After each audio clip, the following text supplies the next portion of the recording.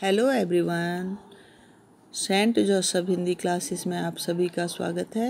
Class 10th हमारा lesson चल रहा था क्षितिज काव्य खंड का राम लक्ष्मण परशुराम संवाद। तो इसकी 2 चौपाई मैं आपको पढ़ा चुकी हूँ। आज तीसरी चौपाई है। तो तीसरी चौपाई में हमारा प्रसंग चल रहा था कि परशुराम जो है वो गरजते हुए लक्ष्मण को कहते हैं कि हे राजकुमार, तू मेरे हाथ से क्यों मरना चाहता है? अपने माता पिता को क्यों निपुति बनाना चाहता है? उनको शोक सागर में क्यों डुबाना चाहता है? क्योंकि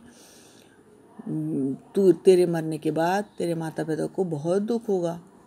और मेरा जो ये कुल्हाड़ा है फरसा, ये तो इतना भयंकर है कि इसकी गर्जना मात्र से ही मेरे सारे शत्रु के जो छोटे बच्चे होते हैं, शिशु अभी गर्भ में पल रहे होते हैं अपनी माँ के, वो भी इसकी गर्जना मात्र से ही डर कर मर जाते हैं। गर्जना जैसे ही सुनते हैं इस फरसे की, क्योंकि मेरा ये जो कुल्हाड़ा है ये बहुत भयंकर है। इसलिए तू मुझे गुस्सा मत दिला, मुझे क्रोध मत दिला। तो जब ऐसा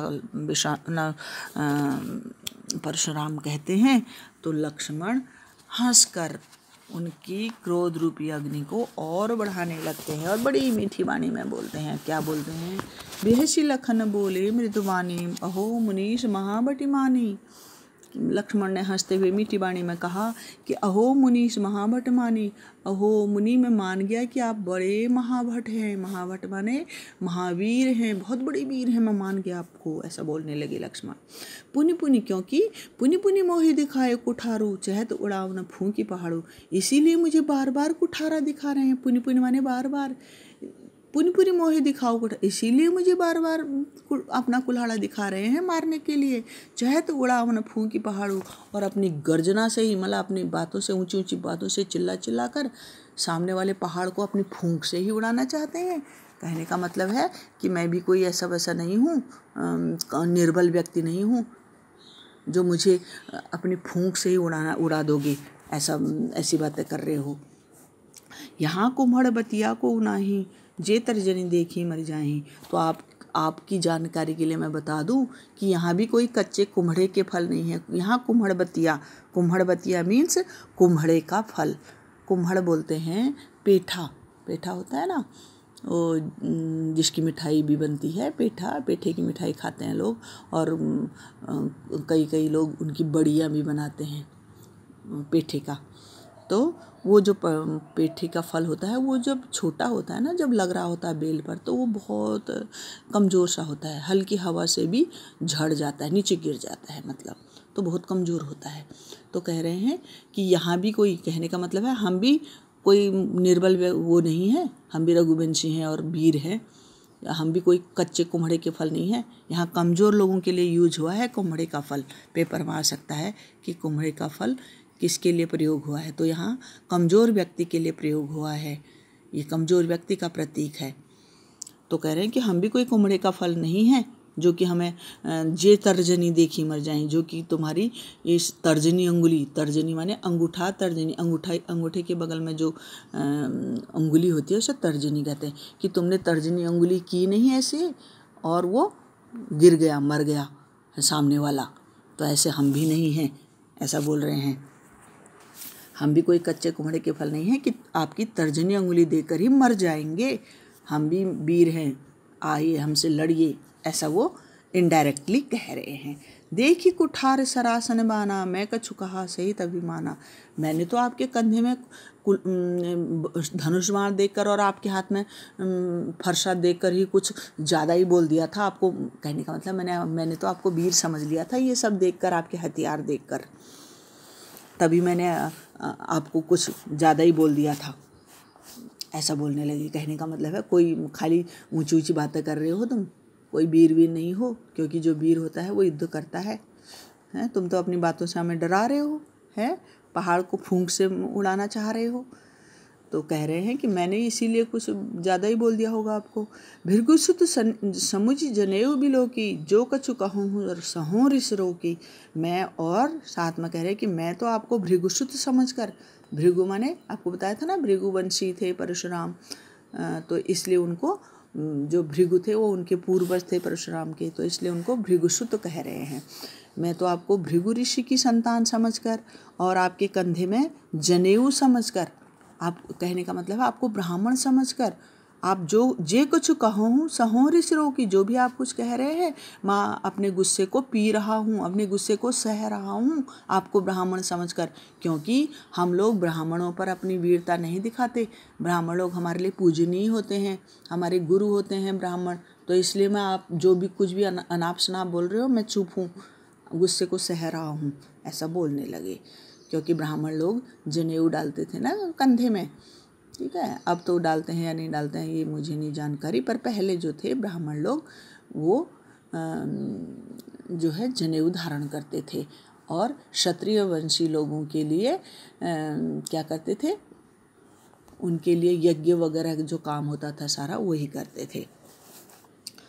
तो सुर महिसुर हरिजन और गाई हमरे कुल इन पर न सुराई। अब कह रहे हैं कि मैं अपने गुस्से को क्यों पी रहा हूँ आपको ब्राह्मण समझकर, क्योंकि जो हमारा खानदान है, कुल माने खानदान, तो हम जो रघुवंशी हैं वो हम लोग सुर महिसुर हरिजन और रुगाई, हम इन 4 लोगों पर अपनी वीरता नहीं दिखाते हैं।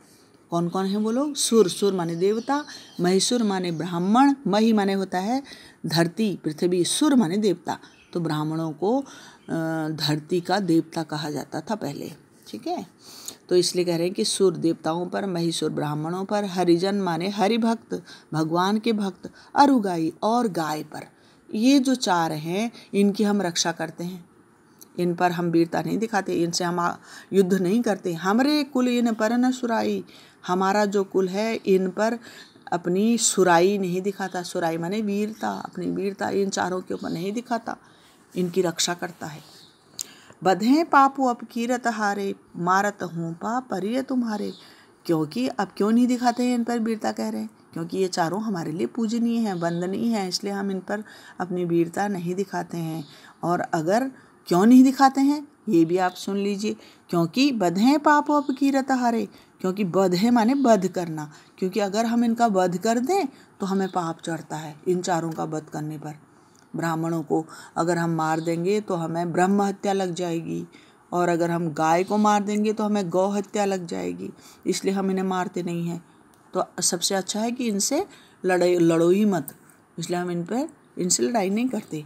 बधें पाप अपकीरत हारे, और अगर हम इनसे हार जाएं, मार दें, अगर हम इनकी हत्या कर दें तो हमें पाप लगेगा, और अगर हम इनसे हार जाएं, क्योंकि युद्ध में तो या तो हम इनको हराएंगे या ये हमको हराएंगे ना, तो अगर हम इनसे हार जाएंगे तो हमारी बदनामी होती है, लोग कहेंगे लो इन 4 से भी हार गए, इतने कमज़ोर हैं लोग, ठीक है।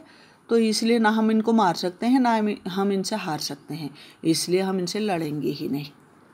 तो इसलिए कह रहे हैं मारत हूँ पाप पर ये तुम्हारे, इसलिए आप मुझे मारते भी हो तो मैं आपके चरण ही पकड़ूंगा, आपको मारूंगा नहीं, ठीक है। क्योंकि आप पंडित हो, आप ब्राह्मण देवता हो हमारे लिए, तो इसलिए आप मुझे मार भी देते हो तो ये लो मैं फिर भी आपके चरण ही पकड़ूंगा, ऐसा बोलने लगे। कोटि कुलिश सम वचन तुम्हारा, अब इतना कहा था तो ठीक था, पर और उचकाने लगे उनको, और भी उनका हंसी उड़ाने लगे। कोटि कुलिश सम वचन तुम्हारा, व्यर्थ धरहूँ धनुबान कुठारा।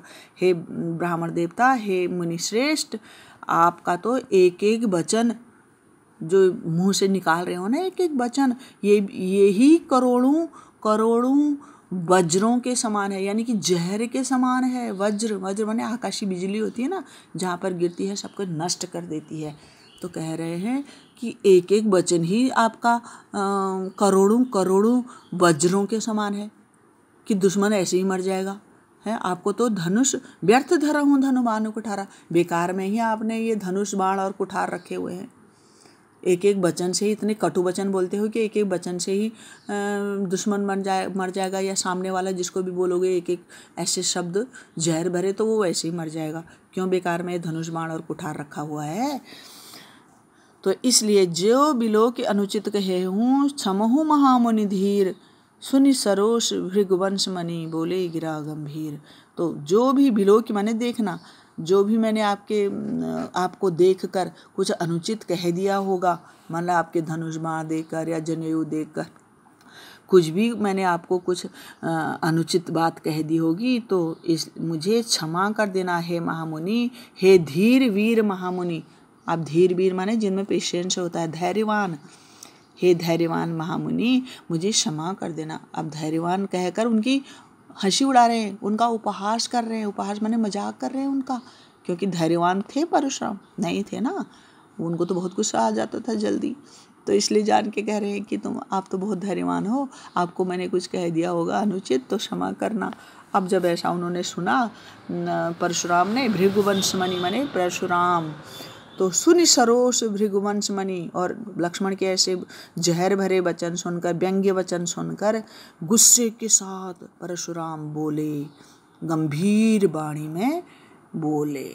गिरा माने वाणी, गंभीर माने बहुत गंभीर भारी आवाज में बोलने लगे, गुस्से से भरकर। अब गुस्सा तो आना था क्योंकि उनको चिढ़ा रहे थे। ठीक है, तो ये हो गया यहाँ तक वीडियो, ये चौपाई, 3rd चौपाई।